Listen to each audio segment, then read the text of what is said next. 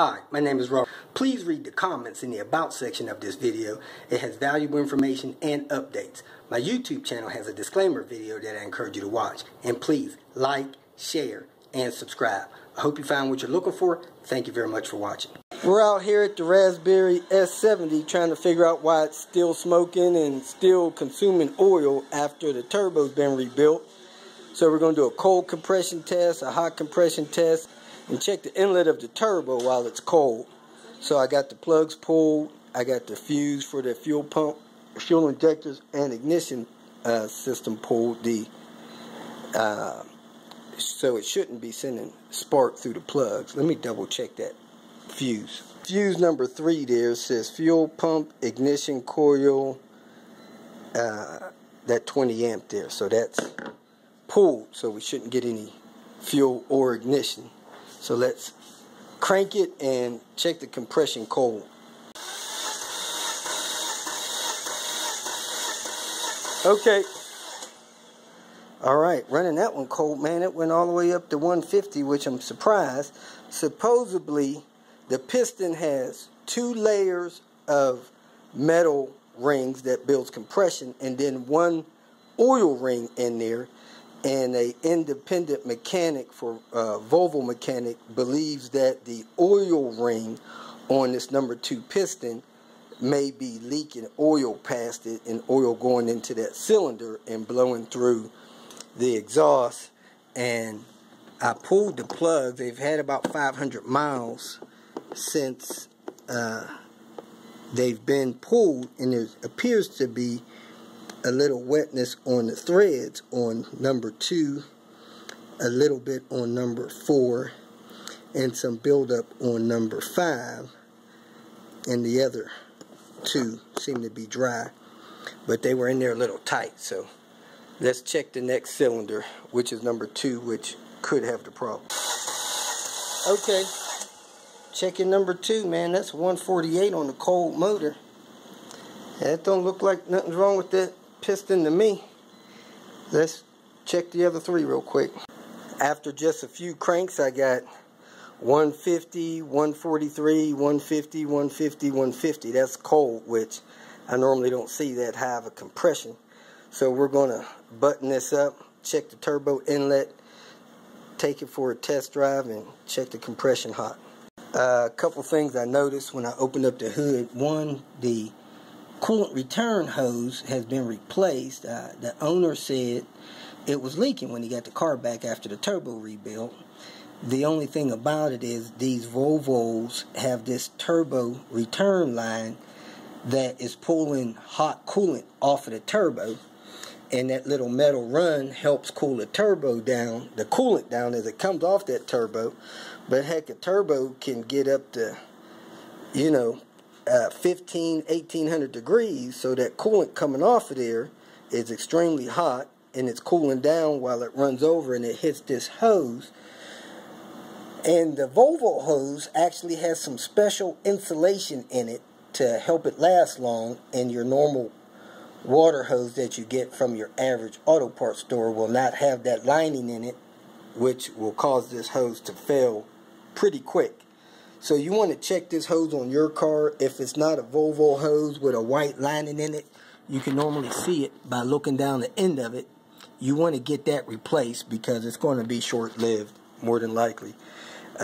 One split on my deliverer that I sold to that lady not long ago. I didn't realize it didn't have the lined turbo line on there.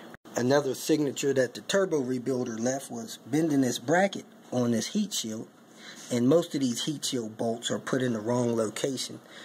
So I probably have to reorganize that and straighten that out. Okay, we started it cold, had absolutely no smoke. We've taken off, have no smoke. But I am hearing a whine, so if somebody can identify this whine for me, I'd appreciate it.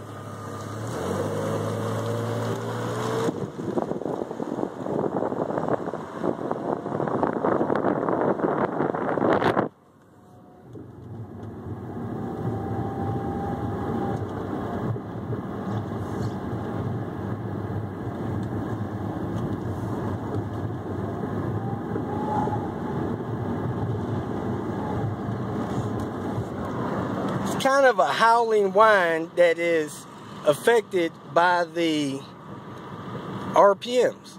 RPM whine again.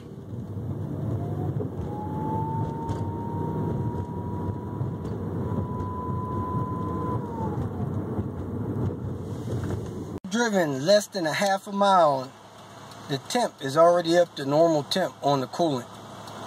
It's kind of remarkable how quick these cars warm up. Now you should know that coolant temp and oil temp is two different things. All because your coolant is up to 175, 180 degrees don't mean the oil's up that high yet. The oil probably takes another 5 or 10 minutes of driving to get warmed up right. Okay, the car sat about 2 minutes and now it's visibly smoking.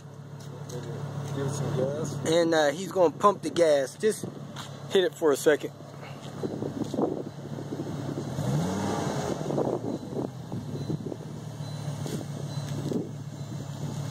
You hear that whine?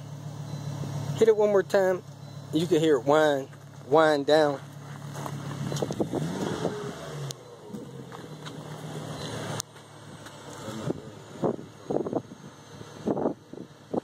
It's still winding down. Hit it, rev it up to about 3,500 real quick.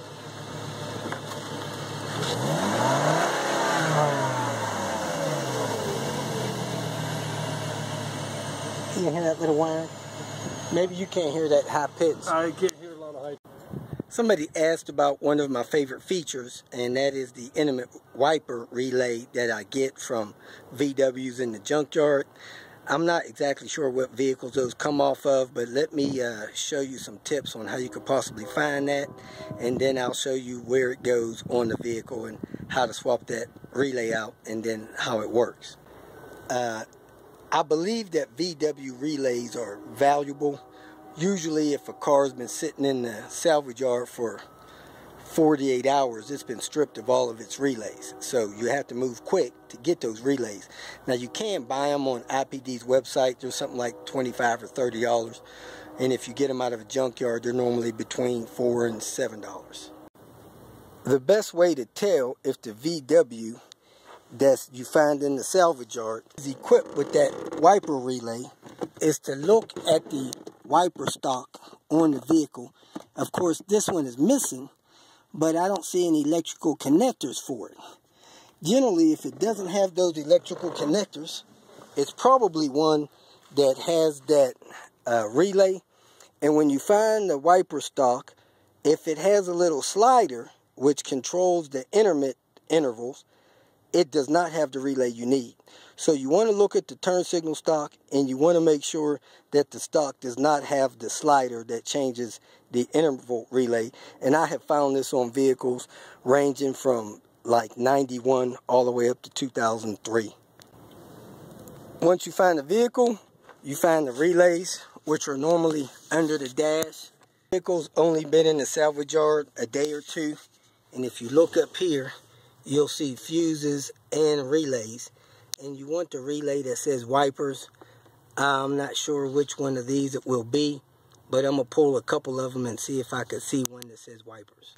On a thread somewhere, I have notes about which relays, what numbers they have on them, and what the part numbers are that works. I'm guess that this may be one of them. It does have the relay pattern that the Volvo wiper relay has, but let me pull a couple more and see. A lot of them have 0.99 on them or some other numbers, but I also had the numbers of the part numbers somewhere. So let me see if I can find that and post that here as well. Here's a Volkswagen wiper stock that has the intermittent control on it like I was talking about. If it has that kind of control, it does not have the relay you're looking for.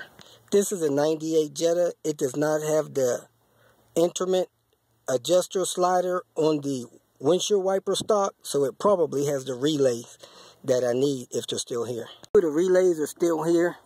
Let me check a few of these relays. I found this relay sitting on the ground right outside the door, right here, so this is probably the relay I need. Let me go find a Volvo and try this. I'm pretty sure this works on all of the P80 Volvos. The one from 93 all the way through 2000, these Volvo 850s and the 70 series cars. So you come in the car and you remove this lower panel that gives you access to all the relays up here under the dash. So there are the relays under the dash. It's kind of a tight squeeze down here and it does suck, but I think you got to pull the relay up top there in the middle that says 203. Let me try to reach that and pull that relay. See if that's my wiper relay up top in the middle. Okay, not 100% sure, but I think it says 203. When we set that down, we can see the pins on it. And when I take this 196, it appears to have the identical pin arrangement. And the other one I got from the other car has a similar part number. It's probably will work as well. It doesn't have the C at the end, and the line under it has a 10 instead of 00. At any rate, this may be the same one, and it has the number 19 on there. So the Volvo one fits up there like that so you can see the number, and this Volkswagen one will fit in there with the number pointing that way. So you can go ahead and drop these, or one of these, into that slot, and your intermittent wipers should work with the special feature that you can control the speed of the wipe.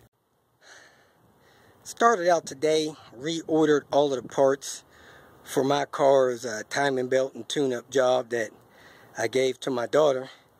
And now I'm out at the junkyard getting ready to pull ahead for the donor vehicle. I also set up an order for somebody else to get the parts they need for that 850 wagon that I looked at a couple of mornings ago.